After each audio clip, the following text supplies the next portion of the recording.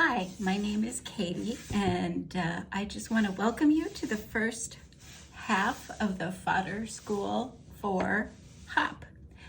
And I want to show you all of the great things that I made as a first-time Fodder Schooler, and also as someone who is very much not confident about my abilities to make art or be creative.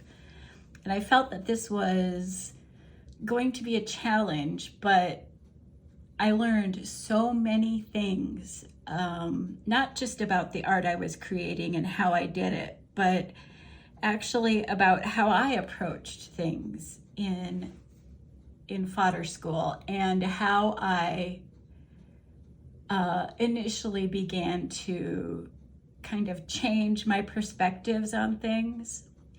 So I'm going to just give you an overall look at everything I made and tell you some of the lessons I learned. I can't emphasize how good Fodder School has been for me.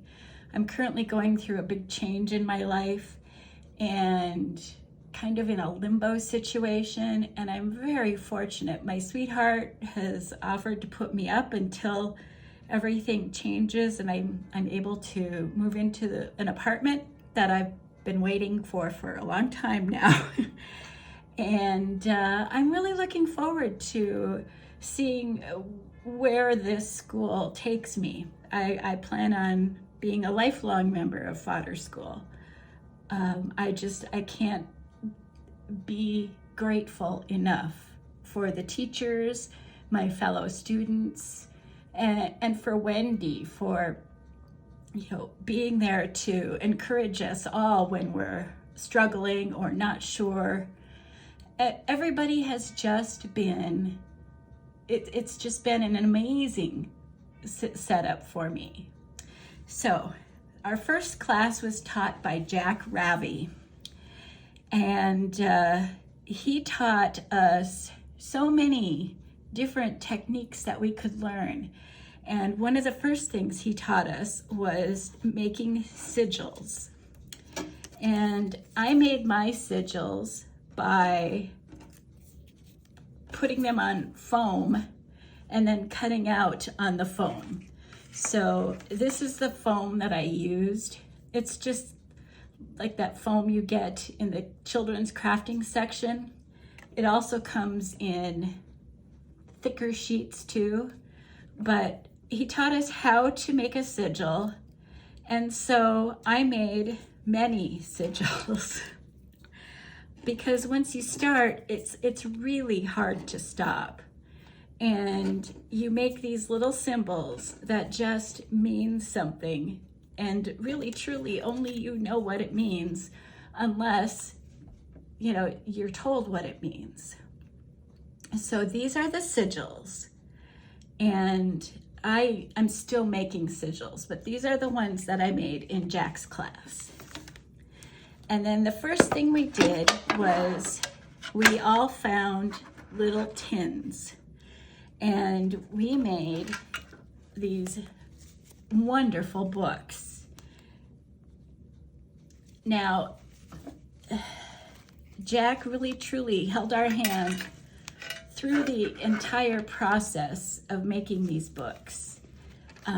He was an excellent teacher, and he taught in a manner in which you felt empowered to figure out what was going on in the lesson that he's teaching. So we made these books, and we dyed our own fabric. I learned all about dyeing and using tea, and it was just a really, really exciting class. And we used old photographs. Some people were able to use old photographs from their families. I didn't really have that many. Most of my family artwork and stuff is in a storage unit right now. So I made do, and I absolutely love the way this turned out. So I made this book first, and this was all made with fodder that Jack taught us how to make. And we used all kinds of things, ink and words from books, and we learned how to mark make in our books and how to just make these master sheets that when we cut them up, we had these fantastic pages to use in our books. He taught us, that to embroider on paper and photos and using staples as texture. And he taught us all kinds of ways to write in our books and to use marks. And this is a Tim Holtz photo, ways we can use those. Taught us different techniques for embroidery. And this book really means a lot to me, not basically because of what it says, which it does say things that I find important, but it's to me, I did this. I made this book, and I made it while it was done with the help of Jack and his teaching. It was my hands, my papers, my photos, my ideas, and how I saw the project. And these papers are dyed with, and the fabric, they are dyed with tea and iron, rusty stuff, and they are dyed with fear of messing something up. And at the end, the paper and the fabric turned out to be something I absolutely loved. And one of my favorite things is the sound of the papers as they crinkle and move during when I flip through my book. And I feel like sometimes you make art that only the artist can love, but I'm so proud of how this one turned out. And the idea is to stitch the photos into the book. And one of the things I learned was that my pages would tear as I flipped through the book, and I would just take a piece of cellophane tape that I had ink dyed with alcohol inks and use it to put the page back into the book. And art became less something precious and more of something to truly enjoy, doing and what I liked, and to do what I was taught. And I had the power to just take those lessons that I learned from Jack and do my thing, do what interested me. And I just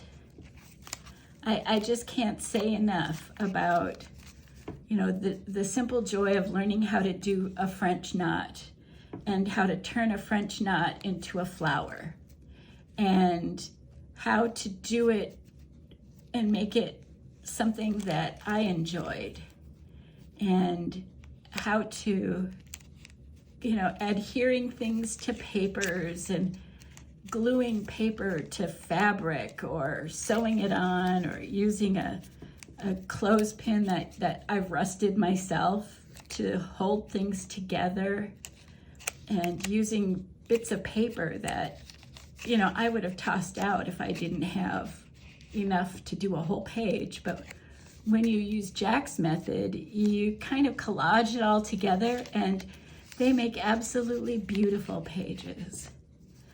And I was able to use, ephemera that I had found other places, and I'd use digital ephemera and, ephemera that I had picked up at an antique store.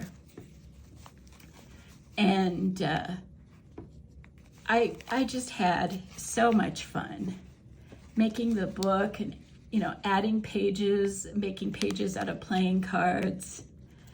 And by the end of this, I was absolutely enchanted with the way that this class taught me and the way I felt empowered to just make art and be confident in it.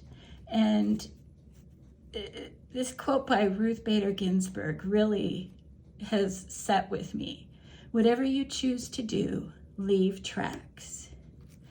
And I hope that the tracks I leave for my family members to find after I'm gone, I hope that they find these things as interesting as not just art, but that I felt like I could treasure art that I made, that I didn't have to be dismissive of something that I made. It wasn't, oh, well, I just blah, blah, blah.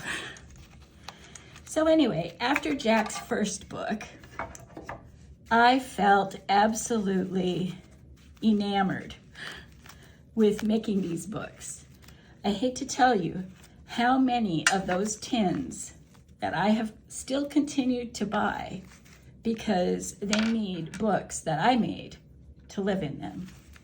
And it's something that I'm quite happy to say I don't ever mind buying. Now this was another one, and I'm just gonna quietly flip through. You don't need me yapping away. Although some things in this book really made me giggle. Like this guy really needed a monocle. So I just stitched one on there. I love the sound of the papers I made and using the sigils.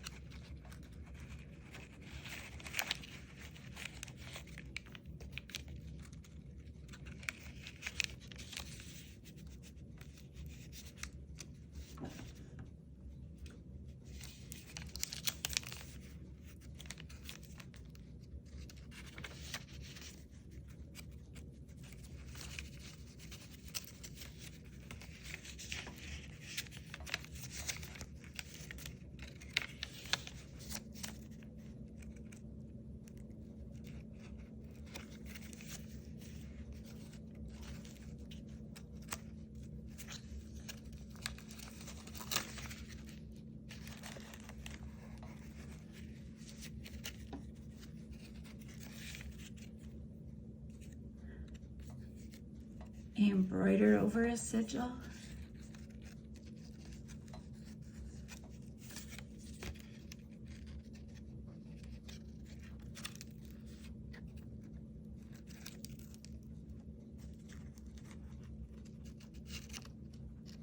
Quote from Maya Angelou: "Without courage, we cannot practice any other virtue with consistency.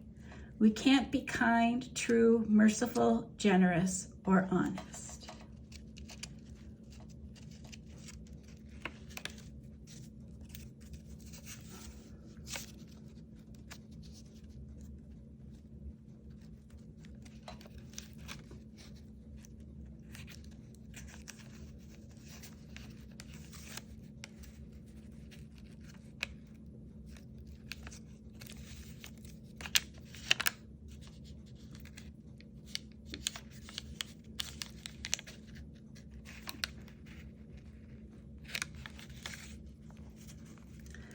One of the techniques he taught us was to paint out a background to focus in on a feature.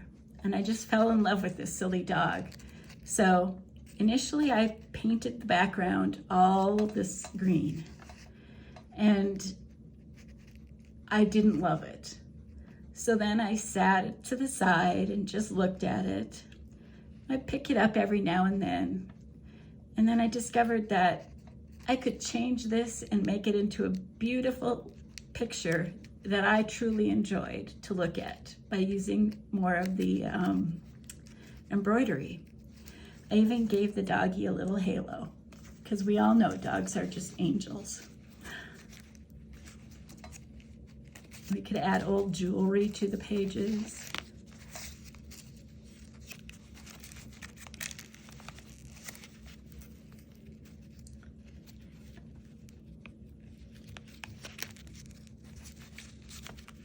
And this was Jack Ravi's class. In December, Sally Hurst taught us a class that focused on making translucent or transparent prints from jelly textures that we made. Now, I didn't use all of her techniques, but I'm very confident that the techniques I learned, I will forever look upon as new ways to express myself when I'm jelly printing. I'd always thought of jelly printing as kind of an art that you do for fun, because you really never know what you're going to end up getting. Now, Sally taught us ways to make texture that we can use in our jelly prints from everyday objects, from printing on sewer gratings, to brass plaques on walls, to the bottom of your shoe. And she taught us how to make a beautiful wood grain on our papers, and things that we could see as we laid out our coasters. Now, her big project was basically taking a coaster and putting it inside a wooden frame. And I didn't do that mostly because at the time I didn't expect to be able to store something like that, because again, everything I have is in storage. So I've really had to make do with what I could while taking these classes. So the first thing I ended up using was wet strength tissue paper. And I sprayed on top of a stencil that I got, and this is a PM Artist Studio stencil. I don't know what it actually is named, and I apologize for that. But I sprayed directly onto the stencil, laid down my tissue paper, and then sprayed the tissue paper with water. And I made these four coasters that are absolutely usable. I made these with that technique. And the next ones I made were these, and I did all of these with papers and techniques I learned from Sally. And I used some rubber stamps I had, and this was made by taking an impression with some of the tools that Sally suggested we use. And again, these are all absolutely usable. She taught us how to seal these so that we can use these, on our tables and whatnot. Then I started to feel a little wild. I had found some of these paper type coasters that they give us when you go to the bar or the restaurant so that your drinks don't weep all over the table. And on this one, I just kind of let go and decided to use the brightest colors I could think of, and to make things that were a surprise for me and not my usual style of crafting. And I had just the most fun. One of the classes we took before school started was called the Fodder School Challenge. And an artist, Carrie Smith, taught us how to paint beautiful Mexican folk art style things. And the colors she used were so bright and happy. And, you know, December was such a gloomy, cold month that I really needed some extra joy in my life. And I really, truly enjoyed everything I learned from Sally. She was a great follow-on to Jack, who was a bit like drinking from a fire hose. And Sally came along and she was confident, and she gave us so much assurance that, you know, we were going to be okay, and that there was no right, there was no wrong. It was just your art. And she taught us so many new techniques on how to use papers in small collages, and I had a blast. The fodder I have left over from her class is still something I reach for when I need to get a card out in the mail or something like that. I have so much fun with everything she taught us. Sally was an absolutely excellent teacher. January rolled around and we met Liz Constable. Now, Liz was a wild woman. She taught us so many things about making fodder and how to do it and how we handle things not showing up the way we expect they should. And these are all bits of the fodder that I made in her class. And I cannot tell you how much fun it was to feel that somebody was there cheering you on while you learned things that maybe you knew before, or maybe that you just weren't aware and how it would work with other things. We learned to make this book an ever-evolving fodder journal. She taught us this new stitching, and I learned how to wrap signatures, and I learned just a new way of turning bookbinding into something that was absolutely fun. So these are the pages of what we call an ever-evolving fodder journal. And in Liz's class, she showed us there really wasn't much that you couldn't do to paper. And, you know, I learned to sew on the pages, and I used some of the sigils that Jack made and made available to our class through Art Foamies. And I don't regret at all purchasing his sigils to play with. And I used stencils, and this is part of a stamp from that we used in our class. And this is a stamp that I got from PM Artist Studio. There's a series of goddess stamps that I can't use enough. I absolutely love them. And here's another Nick Bantock stamp that we used. Liz taught us how we can play with stamps to use them in our art in new ways in the Fodder School Challenge. And these are all papers that she taught us how to basically paint on, and we turned this into a book that I'm just so pleased with. And one of the things that she intended our books to do is for us to be able to tear into the pages and take out bits of these pages and use them as fodder in other projects. And I've got to be honest, I don't know if I can do that.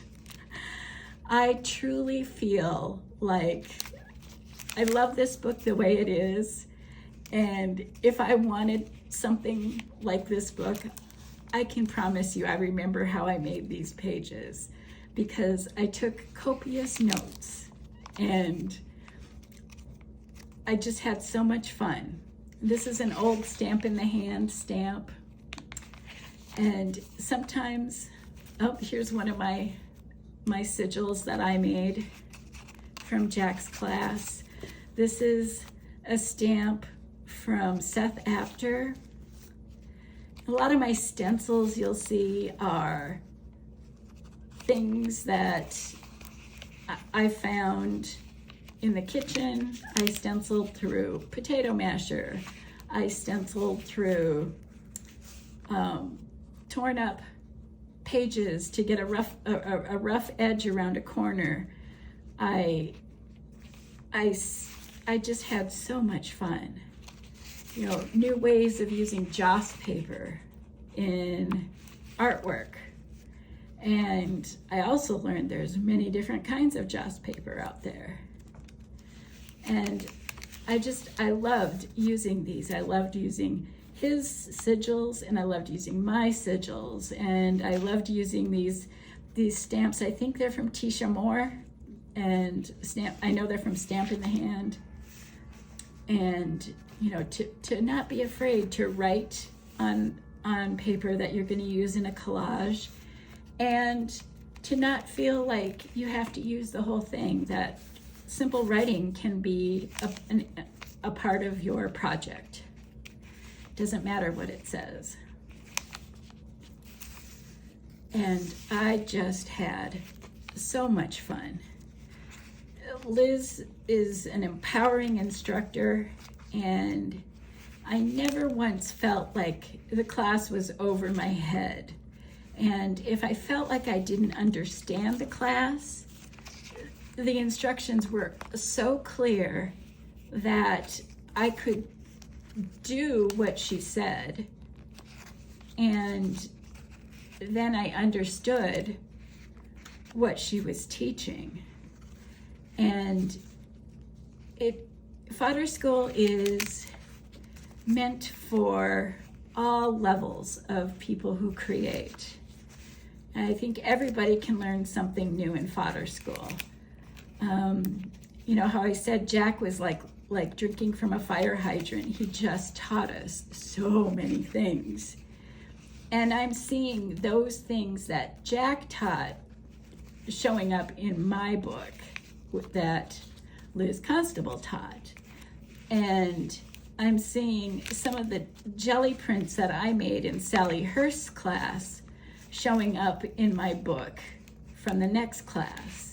Just as I'm using the sigils I made and the sigils Jack made, and using some of the stencils I used in Sally's class on the gel plate. And this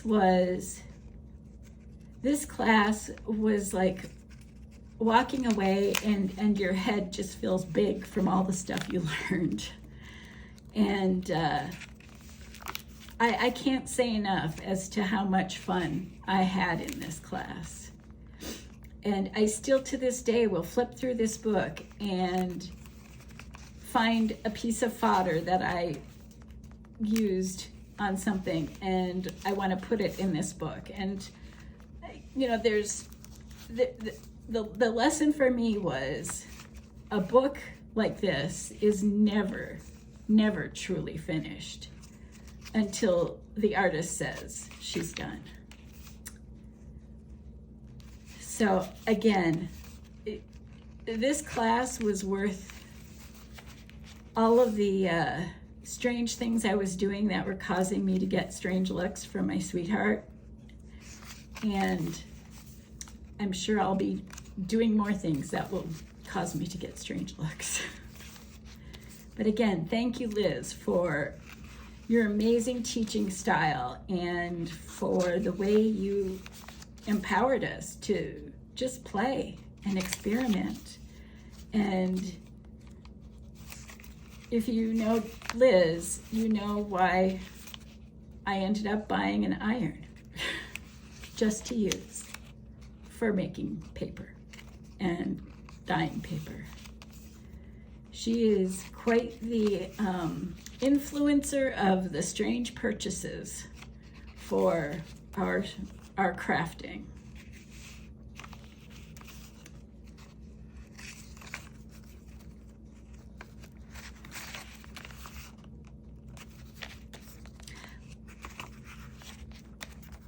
again, thank you, Liz. Thank you for making it easy for me to create a project that I loved as much as I did this one. All right, well, March rolls around and Angela Kennedy is teaching us how to draw faces. And so for 2 weeks in the class, she taught us how to draw faces, and we did some jelly printing for our background pages, and we learned how to draw different hairstyles, and we all learned to draw things in her fashion. For me, this was something I was absolutely uncomfortable doing because I hadn't had a single art class growing up. I had taken orchestra, and the junior high classes where they were teaching us the art techniques, I wasn't able to take because I had that elective of orchestra, which I promise you is something I still haven't used much to this day, although I can read music. So I guess that's a good thing. But initially in the Fodder Challenge, which was, it was shown before class started, and we all learned different techniques from each of the teachers for Fodder School. Angela Kennedy taught us how to draw small faces, and how as the faces get larger, we add more definition and interest to the faces. So she taught us how to draw small faces and to put the image on to a Rolodex card.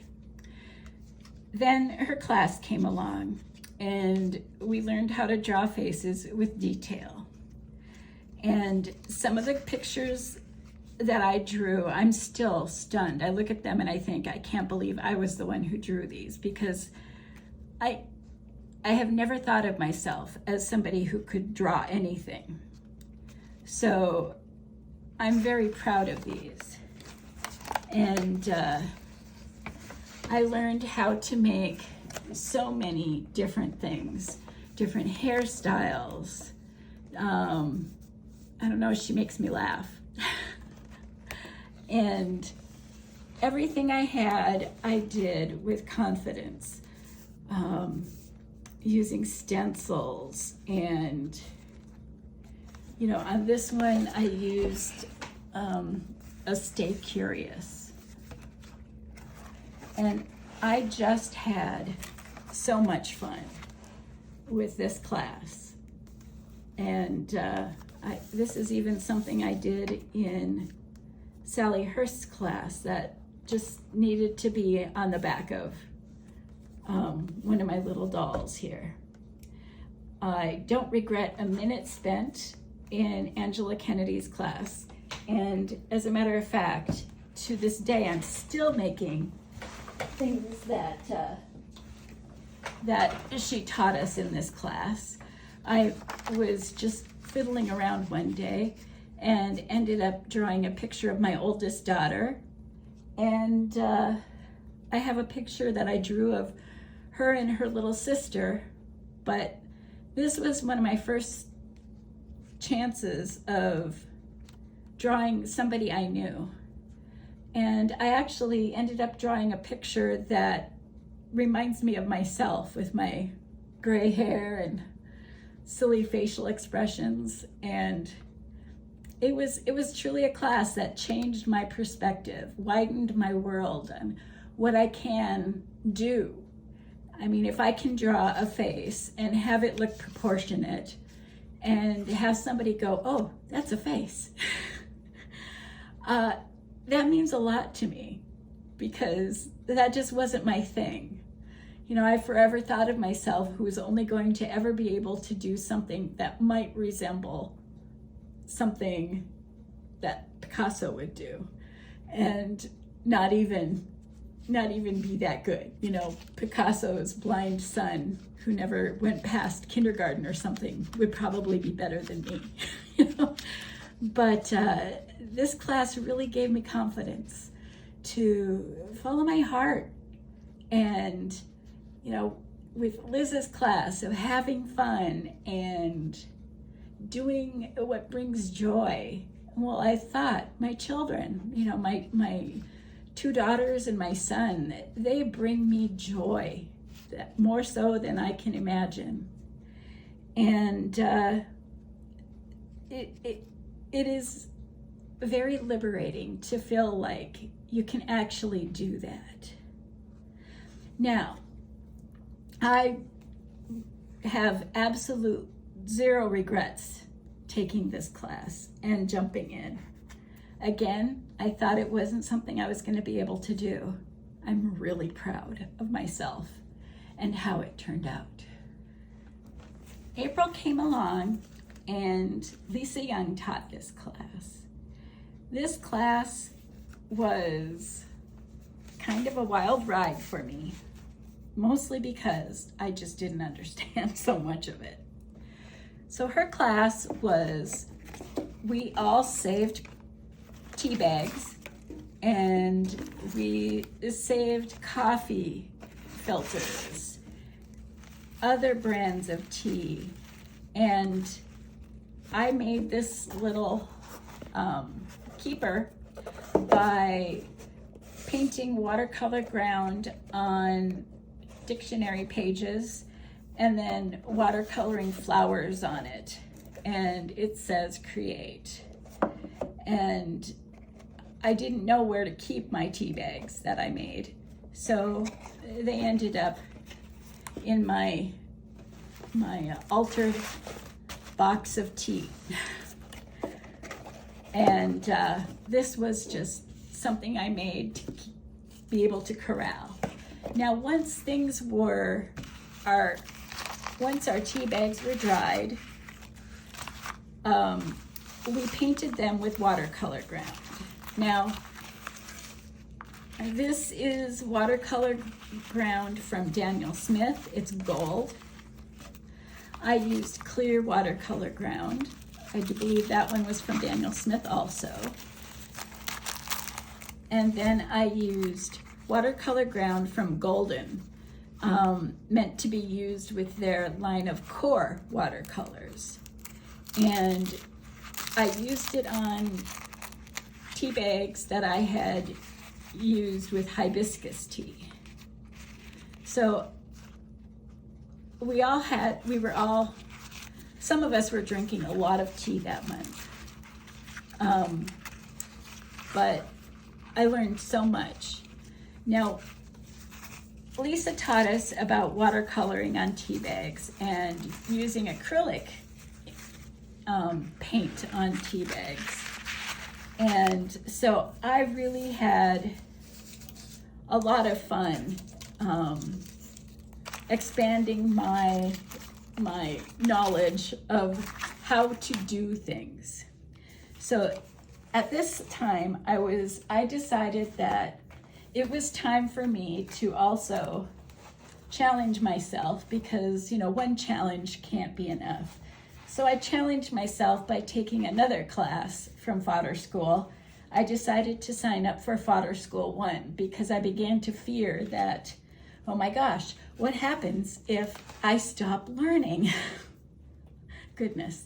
So anyway, I was able to combine some of the lessons I learned in Fodder School I into this class with Elisa.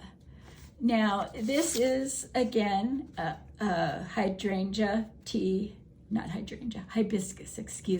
hibiscus tea bag. And this was a stamp that I've long time loved from Dina Wakely. It says, "You matter." And this one here were some carved erasers that I learned how to make. And I stamped them all on tea bags. This is a tea bag that used turmeric with it. And again, more things like a bird I made or a flower. And with this one, I actually figured out that maybe I could learn how to draw a flower. So I took a coffee bag and sketched out some poppies. Again, I thank Angela Kennedy for this because, excuse me for bumping my table here. I thank Angela Kennedy for this because I would have never had the confidence to even attempt to sketch a realistic type flower. Things I learned were when watercolor ground meets a tea bag that has hibiscus tea, the tea bag is going to turn blue when you put a watercolor ground over it or even some matte medium. Now these I pasted into my notebook by matte medium, and just some of the paper bag changed. Now I don't mind that it does this because now that I know it does this, it's not gonna bother me. But again, I had so much fun in this class. And that was it for the Fodder School first 6 months for me. I feel like I have learned more than what the classes taught. I learned the techniques, but I learned even more about myself, more about things like learn how to just trust the process. Trust that the mark you're making is going to be good enough. Even something as simple as drawing an X on a paper in mark making would cause me anxiety because what if it looks stupid or I did it wrong or whatever? And I have learned that it's more than the mark that matters. It's, if you don't like what you've done, in the end, you can just paint over it or work with it in a different way. That there is nothing that I could do to art that can't be fixed. Liz Constable taught us about how we deal with mistakes. And, one of the things I learned from her is it's just an opportunity to do something else. And I absolutely loved it. Now, our final project in Elisa's class was to make a Teabag journal. Let me move this out of the way.